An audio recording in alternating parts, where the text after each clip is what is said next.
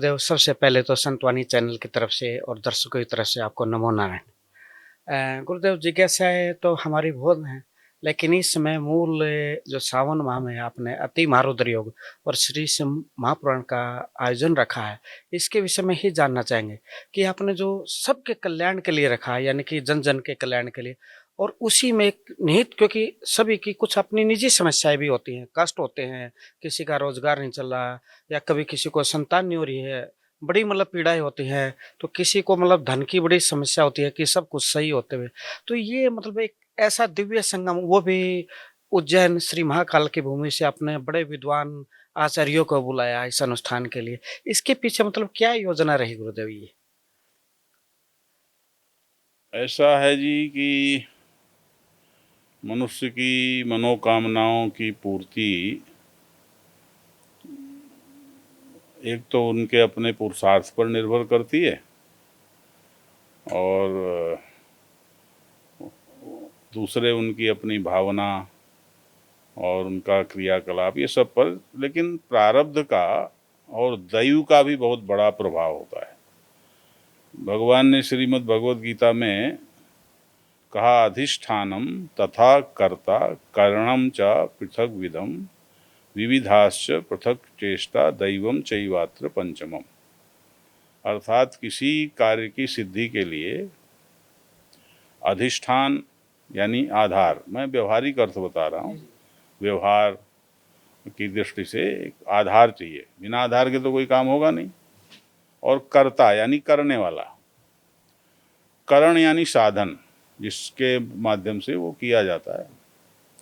और कुछ फिर साधन है तो फिर विधि होगी, कैसे करेंगे, उन साधनों का उपयोग कैसे करेंगे, और उसके लिए फिर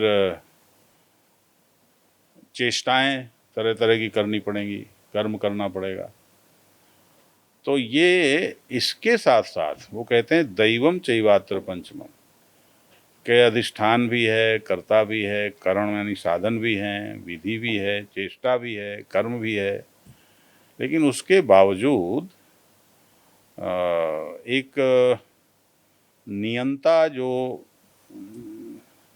परम शक्ति है, कुछ भी कहो, ईश्वर, कुछ जो सारी सृष्टि का संचालन करता है, या आधिदैविक शक्ति कहो, ईश्वरीय शक्ति कहो, तो उसका भी प्रभाव होता है।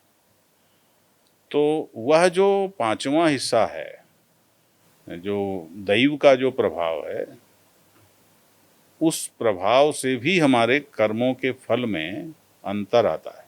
कई बार लोग बहुत कम करते हैं और उनको सब कुछ अनुकूल और अधिक फल मिल जाता है।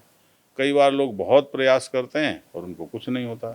तो लोग भाग्य यानी पिछले कर्मों का प्रभाव, और प्रारब्ध यानी जो हमारा ग्रह नक्षत्रों के का इसका प्रभाव, लेकिन इन दोनों को ही हमारा पुरुषार्थ प्रभावित करता है और ईश्वर की कृपा प्रभावित करती है।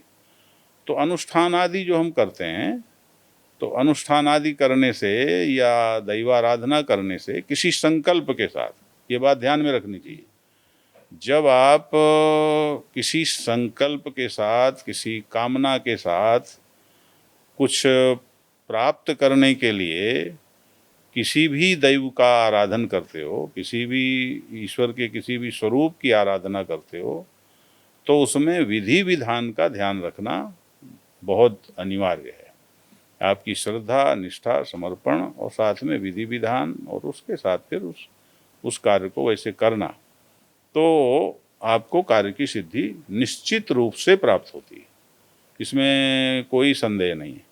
अब ये जो हम कार्य यहाँ पर जो एकादश अतिरुद्र महायज्ञ होने जा रहा है, तो आप जानते हो कि भगवान भोलेनाथ जो हैं, उनका बहुत, क्या कहें, उनकी महिमा अपार है। मैं समझता हूँ कि ईश्वर के अनेक रूप हैं, लेकिन भगवान शिव के भक्तों की संख्या अपरिमित है।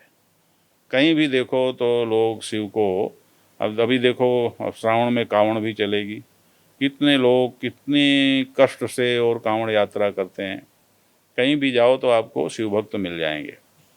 और जहाँ तक मेरी पूछो तो मेरे साथ भी मैं 2 घटनाएं आपको बता सकता हूँ जो बड़ी जी, प्रत्यक्ष। मूल कारण तो वही था गुरुदेव जानने का। हाँ, एक तो ये कि हम डबरा, ग्वालियर के पास डबरा है, वहीं पास में एक पिछोर गांव है, वहाँ पर श्री कुलदीप सिंह राजपूत हैं, उनके यहाँ एक कार्यक्रम में हम गए हुए थे, वहाँ श्रीमद् भागवत की कथा भी थी, तो उनके यहाँ भोजन करने गए।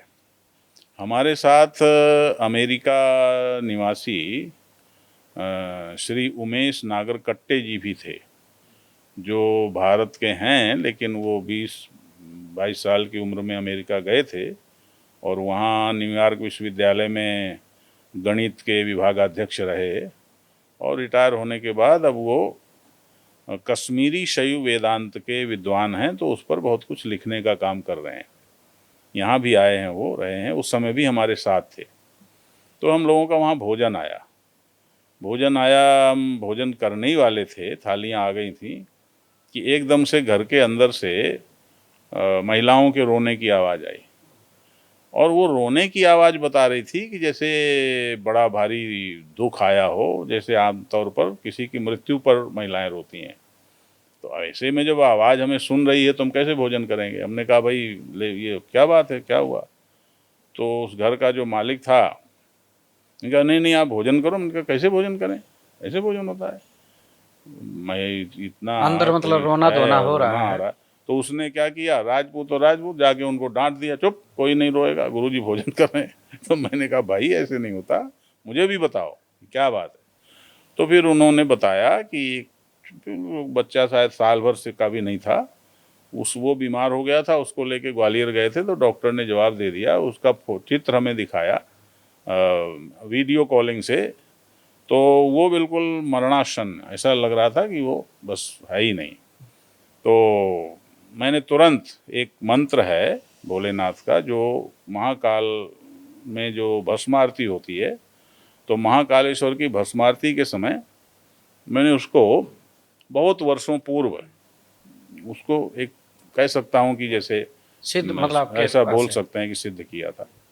तो उस मंत्र को मैंने सबको बताया और मैंने कहा सब लोग तुरंत महाकाल का स्मरण करो और इस मंत्र का एकदम अभ्यास शुरू करो, सारे लोग। तो बस मैं भी और वो जो उमेश जी थे वो भी, पूरे परिवार में सब लोग, अब मरता क्या न करता, एकदम से शुरू हो गए बिल्कुल पूरे ध्यान के साथ। और मुश्किल से 10 मिनट भी शायद नहीं हुए होंगे कि वहाँ से एकदम से सूचना आई कि वो बच्चा खिलखिला रहा है। मुझे फिर उन्होंने वीडियो में दिखाया तो बच्चा ऐसे खिलखिला रहा था जैसे एकदम कुछ हुआ ही नहीं उसको, एकदम तेजस्वी और बड़ी खिलखिलाहट के साथ। तो सब फिर आनंदित हो गए। फिर बाद हमने भी भोजन किया, लेकिन वहीं पर जो वो थे जिसने 22 साल की उम्र के बाद पूरी ज़िंदगी अमेरिका में गुजार दी, जहाँ बिल्कुल डबल स्टैंडर्ड नहीं है, एकदम डबल स्टैंडर्ड नहीं है, हमारे यहाँ हर व्यक्ति डबल स्टैंडर्ड में रहता है, उन्होंने उस बात को बड़ी गंभीरता से लिया।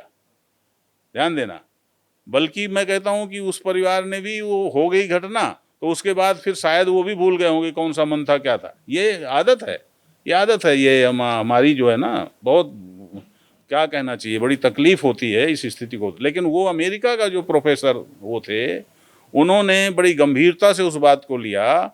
और उसके बाद जो कोरोना काल आया, कोरोना के पहले की ये बात है, कोरोना काल आया, उन्होंने हमसे पूछ पूछ करके सैकड़ों लोगों को वो मंत्र दिया और सबको ठीक लाभ हुआ, क्योंकि उनके अंदर डबल स्टैंडर्ड नहीं है। उन्होंने सीधा सा लिया, उसको गंभीरता से लिया और गंभीरता से लेकर के पूरी श्रद्धा के साथ उन्होंने उसका बहुत लोगों पर उपयोग किया और सबको ये हुआ, है ना।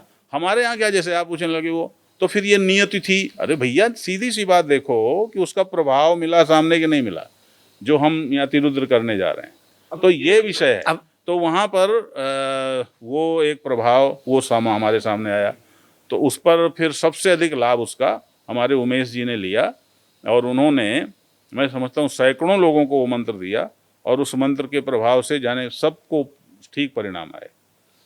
दूसरा, पिछले वर्ष मैंने 108 दिवसीय भागवत का संकल्प किया था।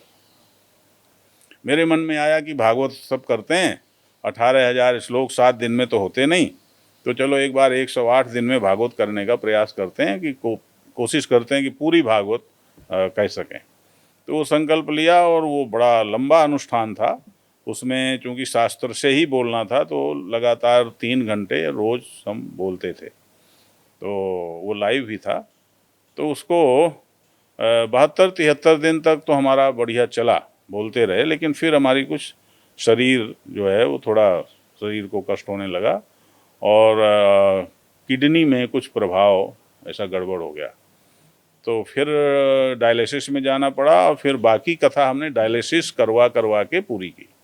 वो बहुत ही कठिन साधना थी, लेकिन डायलिसिस के बाद फिर तुरंत हमको किडनी देने वाले मिल गए और फिर किडनी ट्रांसप्लांट भी हो गया और आज मैं फिर बैठा हुआ हूँ। विशेष बात ये हुई कि जब मैं गंगाराम हॉस्पिटल से कुरुक्षेत्र आया तो संयोग से मुझे कुछ किताबों के बीच में मेरी जन्म पत्रिका मिल गई, जो बहुत काशी के बहुत बड़े विद्वान की बनाई हुई थी। तो वो जो जन्म पत्रिका मैंने देखी तो उसमें जिस आयु क्रम में ये कष्ट आया था उसके बाद से उसी आयु अंतराल में जन्मपत्री बनाने वाले ने क्रॉस करके ओम तत्सत लिखा हुआ था, यानी उसके हिसाब से आगे हमारा जीवन नहीं था। है। और वही हुआ भी। किडनियां फेल होना भी एक तरह से शरीर आगे कैसे बढ़े, लेकिन ईश्वर की कृपा से, और मैं तो कहता हूँ महाकाल की कृपा से, क्योंकि उस मंत्र का मैं उनकी ही प्रेरणा से निरंतर अभ्यास करता हूँ, तो मुझे लगा कि उनकी कृपा से ये इस प्रकार का ये घटना घटित हुई। क्योंकि कहते हैं तुलसी ने भी कहा है, भाविहु मेटि सकहीं त्रिपुरारी, कि भगवान शंकर जो हैं वो भावी को भी, यानी जो तुम कहते हो ना नियत थी ऐसा फिर निश्चित था, उस निश्चित को भी ये भोलेनाथ मिटा सकते हैं। और अनुकूल, यदि आपकी श्रद्धा है, भक्ति है, आप सच्चे हो, तो इस भोलेनाथ की कृपा से भावी भी मिट करके और अनुकूल, यहाँ भी वही हुआ। भावी तो ये थी कि बस इतने तक इस शरीर को रहना है, लेकिन उन्होंने ऐसी कृपा की कि आज भी बैठा हुआ हूँ और सब कुछ हो गया। किडनियाँ नहीं मिलती, फिर किडनियाँ मिलें तो फिर दुनिया भर के और अड़ंगे आते हैं। फिर मेरी उम्र के हिसाब से वो मैच होना ट्रांसप्लांट भी डॉक्टर सब मना कर रहे थे। परंतु ये भी योग देखो कि गंगाराम के जो चेयरमैन हैं वो श्री विद्या के उपासक हैं, और इस कारण से उनका मेरा पहले कभी समागम हुआ, मिले, तो वो एकदम से मेरे शिष्य बन गए। तो वो शिष्य बन जाने की वजह से उन्होंने इतना किया कि वो सबको कह करके नहीं ये टनाटन है, उम्र कुछ भी हो और इनका ट्रांसप्लांट हम करेंगे। तो ट्रांसप्लांट हो गया, सफल रहा, सब कुछ ठीक हो गया और आज मैं बैठा हूँ। तो ये आप कह सकते हो, जहाँ हमारी गणित फेल हो जाती है ना, वहाँ हमें फिर ईश्वर के अलावा हम किसको स्वीकार करेंगे? तो वहाँ फिर ईश्वर की कृपा के अलावा और कोई चीज़ हमें दिखती नहीं है। तो ये हुआ, तो फिर मैंने उस कुंडली को रखा और तुरंत उज्जैन जाकर मैंने महाकाल के दर्शन किए। और महाकाल के दर्शन भी ऐसे हुए कि जैसे पहले कभी नहीं हुए वैसे। वो तो प्रस्तर का ही शिवलिंग दिखता है और दर्शन करके चले आते हैं, लेकिन उस दिन हमको एकदम जैसे वो सुनहला ज्योतिपुंज दिखाई पड़ा, ऐसे दर्शन हुए। तो जब ऐसे दर्शन हुए तो फिर मैंने एकदम वहीं पर भाव में आया कि एक रुद्र यज्ञ करना चाहिए। तो मैंने वहाँ एक आचार्य हैं उनसे पूछा, उन्होंने जब सारा गणित बताया, एकादशनी, लघु रुद्र, महारुद्र, अतिरुद्र, ये जब सब बताया, तो फिर एकादश अतिरुद्र का भाव मन में आया और अब वो हो रहा है। हम लोगों का काम क्या है? हम लोगों का काम है एक प्लेटफार्म देना, एक धरातल देना। किसके लिए? साधकों के लिए, श्रद्धालुओं के लिए, भक्तों के लिए, कि वो आएँ और आ करके इस प्रकार की आराधना कर सकें। तो यहाँ जब आप कल्पना करो कि जब 255-56 शिवलिंग होंगे और उनमें उज्जैन से आए, उज्जैन में ये विशेषता है कि वहाँ के कण कण में हर व्यक्ति के अंदर महाकाल के प्रति अपार श्रद्धा है ना। इसीलिए एक तरह से उनके गणों के रूप में ही हमने वहाँ के आचार्यों को बुलाया। तो वो यहाँ आएंगे और यहाँ आकर के जब वो ये पूरी ये अभिषेक चलेगा, हवन चलेगा, सब विधि विधान से चलेगा। कहीं भी मेरा यही आग्रह, देखो मैं वहाँ से ओंकारेश्वर से, वहीं पास में बकावा है, वहाँ से हम नर्मदेश्वर महादेव मंगा रहे हैं। जबकि काफ़ी खर्चीला, या वहाँ से यहाँ तक लाना बहुत खर्चीला है। हम हरिद्वार से भी मंगा सकते थे, पत्थर के शिव वहाँ बहुत मिलते हैं, लेकिन वहाँ से मंगा रहे हैं, इसीलिए मंगा रहे हैं क्योंकि नर्मदेश्वर का ऐसा है कि नर्मदेश्वर बिना प्राण प्रतिष्ठा के भी शिव स्वरूप ही है न, कंकर कंकर शंकर है नर्मदा का। तो इसलिए नर्मदेश्वर ही 251 वहाँ से आ रहे हैं। तो वो होंगे, पारदेश्वर होंगे और स्फटिकेश्वर होंगे, और उन पर वो उज्जैन के आए वो वटुक ब्रह्मचारी और आचार्य वो वैदिक रीति से विधि विधान से वहाँ रुद्राभिषेक करेंगे। 10 मास हवन निरंतर चलता रहेगा। इस प्रकार से पूरे विधि विधान से, और शिव जी का सबसे प्रिय मास भी श्रावण है, उसमें ये अनुष्ठान होगा। और इस अनुष्ठान में जो भी बहती गंगा में हाथ धोएगा, जो भी क्योंकि यज्ञ है तो वो यजमान कहलाएगा, जो भी आके और उसमें करेगा। तो जो भी इसमें यजमान के रूप में और अपनी श्रद्धा समर्पण करेगा और आकर के अभिषेक करेगा, या यजमान बन के कहीं भी है और वो यजमान बनता है और नाम गोत्र अपना भेजता है, और उसके नाम गोत्र के आधार पर संकल्प करके, और फिर यहाँ जो ब्रह्मचारी रहेंगे, जो आचार्य रहेंगे, वो उसके निमित्त यज्ञ और अभिषेक करते हैं, तो भी उसको उसका फल प्राप्त होगा। हमारे यहाँ विधान तो है ही है। तो इस तरह से जो ऐसा करेगा तो निश्चित रूप से उसकी मनोकामना पूर्ण होगी, इसमें तो कोई दो राय ही नहीं है, क्योंकि भोलेनाथ तो कभी किसी को निराश करते ही नहीं है।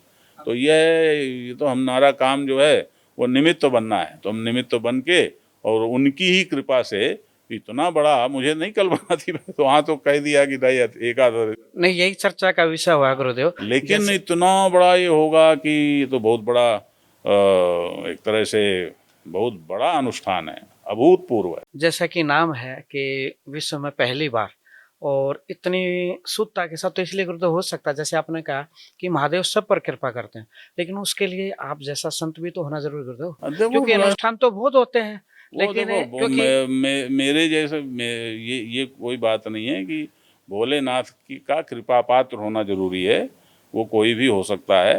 तो भोलेनाथ की कृपा है कि उन्होंने मुझे बचाया, भोलेनाथ की कृपा कि मैं भगवान कृष्ण की कथा कर रहा था, और ये तो इनका तो सबका सब एक है, भला अलग अलग हैं। सेवक स्वामी सखा सिय पी के हित निरुपति सब विधि तुलसी के हैं। और तुलसीदास जी को ये चौपाई 2 बार लिखनी पड़ी कि राम और शिव में क्या संबंध है, कि वो सेवक भी हैं, स्वामी भी हैं, सखा भी हैं, है ना, आपस में एक दूसरे के सेवक भी हैं, एक दूसरे के स्वामी भी हैं, एक दूसरे के सखा भी। तो इसलिए ये भगवान की कृपा है कि ये सब हो गया।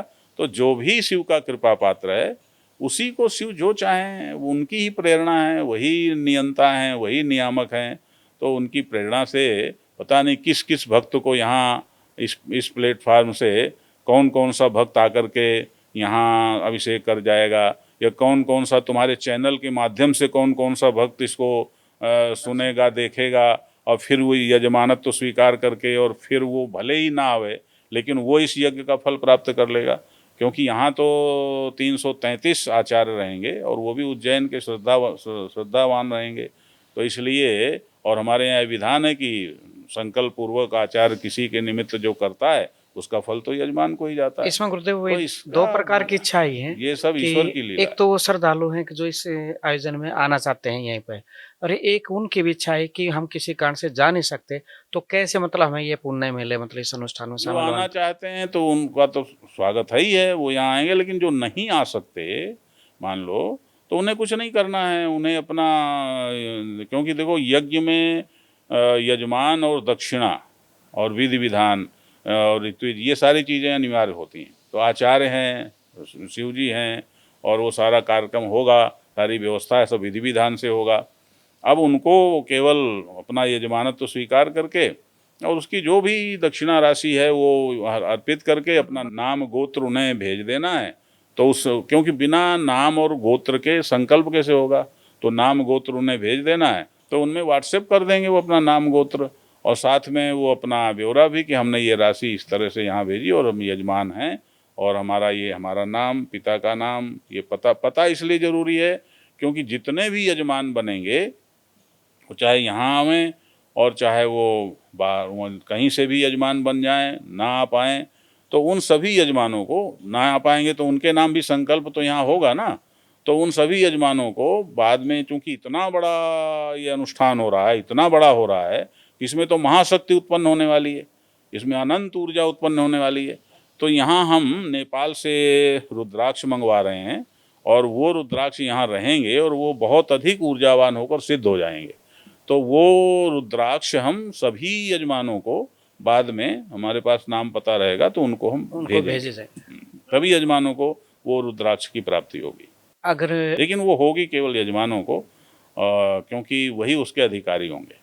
अब गुरुदेव, मैं वैसे तो आपने पूरा विस्तार से बताया, और जैसे भी आपने कहा कि उज्जैन से जो आचार्य बुलाए हैं इसलिए बुलाए कि वहाँ के कण कण में भगवान देखे जाते हैं, महाकाल, यानी कि वहाँ पे जो भी है सभी मतलब भगवान शिव के बराबर है। हमें भी एक आनंद आया, हमारे दर्शकों को भी लगा होगा कि साक्षात उज्जैन पहुंच गए आपके अनुष्ठान में शामिल।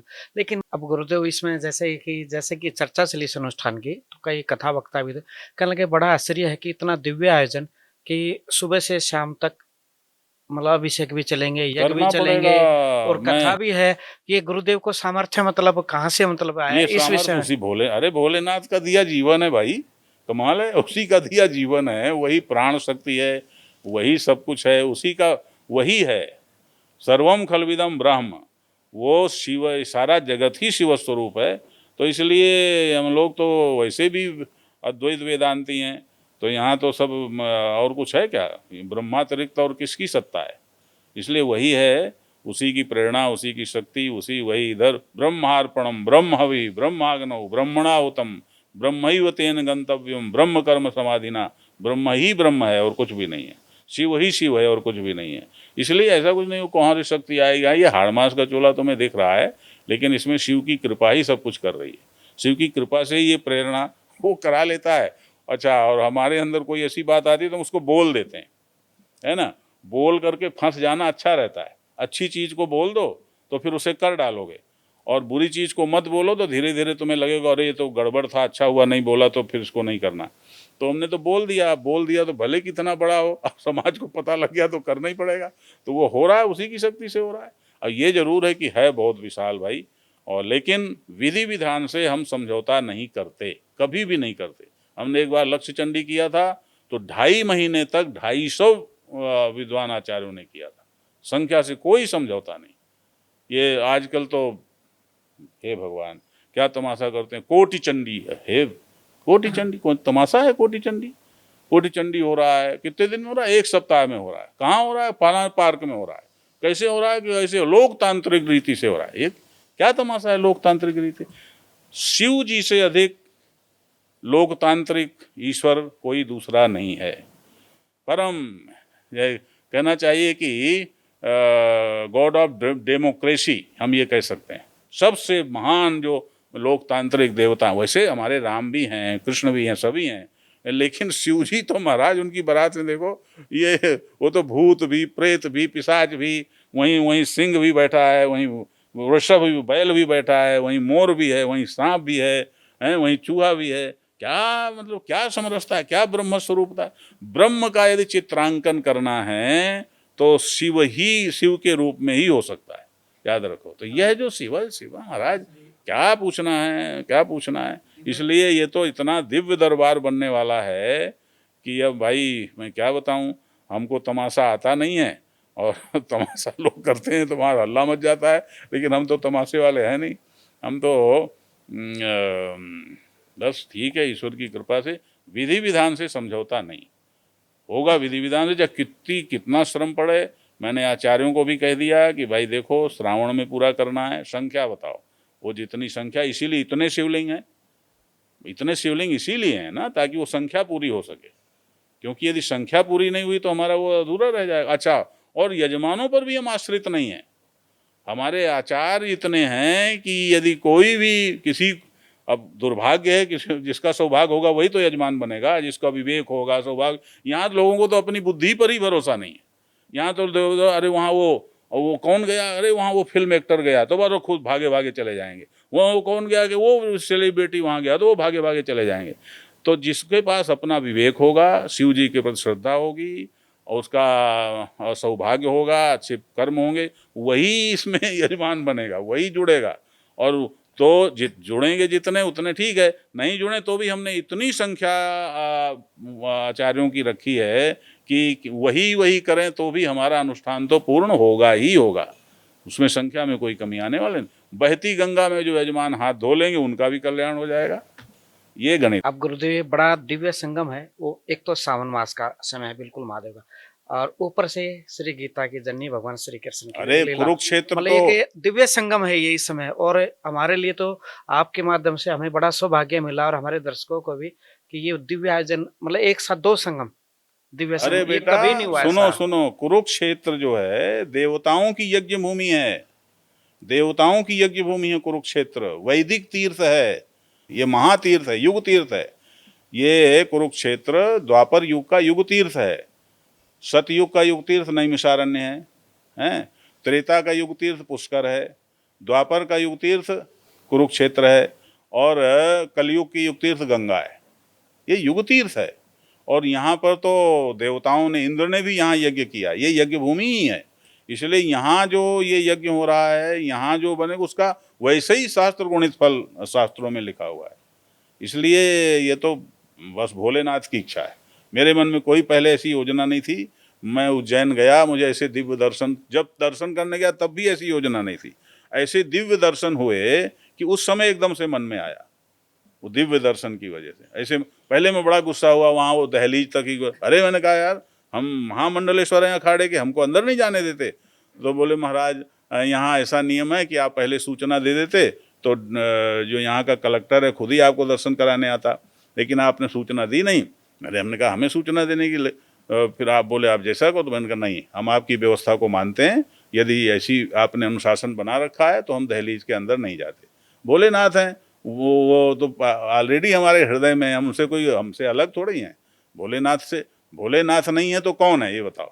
भोलेनाथ कहाँ नहीं है, सब जगह, सब समय, सब में, वो तो लबालब ठसाठस सब में समाये हुए हैं। तो मैंने कहा कोई बात नहीं, और हमने दर्शन किया। दर्शन करके जब हमने स्तुति की, स्तुति करके जब आँख खोली, एकदम दिव्य ज्योति, दिव्य ज्योति, जैसे किसी ने, मतलब जैसे वो बिजली वाले कोई ऐसे वो बनाते हैं ना कि अंदर ज्योति जलती, उस प्रकार से एकदम पूरा सुनहला गोल्डन ज्योति, एकदम से गोल्डन लाइट एकदम से इस तरह से हमको दिखाई पड़ी। तो हम तो देखते रह गए, रोमांचित हो गए। और फिर आकर के हमने, अब वहाँ तो चलो, लेकिन बाहर नंदी थे, उनको गले लगाया। मैंने कहा महाराज बड़ी कृपा हो गई। और फिर उसी समय हमारे मन में आया अतिरुद्र का, मैं सारी देखो व्यवस्थाएं हो गई। कई को हमने सोचा कि अरे भाई बहुत बड़ा है ये, लेकिन जिसका भाग्य होगा वही तो जुड़ेगा। अब भाग्य थोड़े इसमें आने वाले हैं महाराज। भक्ति और श्रद्धा बहुत जरूरी। या ये जरूर है कि महापापी भी होगा, लेकिन यदि उसके हृदय में भी श्रद्धा जग गई तो भोलेनाथ उसे बुला लेंगे, याद रखो। विश्वास, भोलेनाथ तो राक्षस जाए तो द्वार खुला है, देवता जाए तो द्वार खुला है, भूत जाए तो द्वार खुला है, प्रेत जाए तो द्वार खुला है, पिशाच जाए तो द्वार खुला है। यहाँ तो इससे बड़ा डेमोक्रेटिक वोट कोई दूसरा हो ही नहीं सकता। गुरुदेव नियम तो ये कहता है कि आपके माध्यम से हमें आशीर्वाद मिला, लेकिन जैसे सबको आशीर्वाद है, आपको जैसे दिव्य अनुभूतियां होती हैं अलग अनुष्ठान करने की, हम ये कहते हैं कि भगवान आपको दिव्य अनुभूतियां कराते हैं और हमारा कल्याण होता रहे, क्योंकि आपके द्वारा एक से एक दिव्य अनुष्ठान होते हैं और बड़ी शुद्धता के साथ। मतलब आप प्रशंसा नहीं सुनना चाहते गुरुदेव, लेकिन हम एक दर्शकों से कहना चाहें, गुरुदेव नए शास्त्रों को खाली पढ़ते हैं, उनका अध्ययन करते हैं, उन पर शोध करते हैं, और जब प्रमाणित होता है तब उसको आगे बोलते हैं करने के लिए। क्योंकि संत कि मैं क्या कहूँ महिमा, इतना ही मतलब कहूँगा कि गुरुदेव जी को प्रणाम, और हमें ये अवसर दिया, हम सबको एक सुनहरा अवसर मिला है अपना भाग्य बहुत अच्छा। जान के खूब आपके सभी दर्शक, मैं तो कहता हूँ कि मुझे ये, क्योंकि संतवाणी के दर्शक तो मैं समझता हूँ सभी पुण्यात्मा होंगे, चैनल की ऐसी मर्यादा आपने रखी हुई है, तो मुझे ये बात अच्छी लगी। तो इसलिए मैं समझता हूँ कि लोगों को इसका लाभ उठाना चाहिए, क्योंकि ऐसा दरबार सजना बहुत कठिन है। ये तो सज ही गया, उसकी लीला से सज गया, बहुत कठिन है। अब जब ये सजेगा, तुम्हारे चैनल, तुम लोग उसको कवर करोगे कैमरे से, तब देखना क्या आनंद होता है। बहुत विलक्षण कर सकते हैं, विलक्षण दरबार। पुनः आपको कोटि कोटि वंदन, प्रणाम।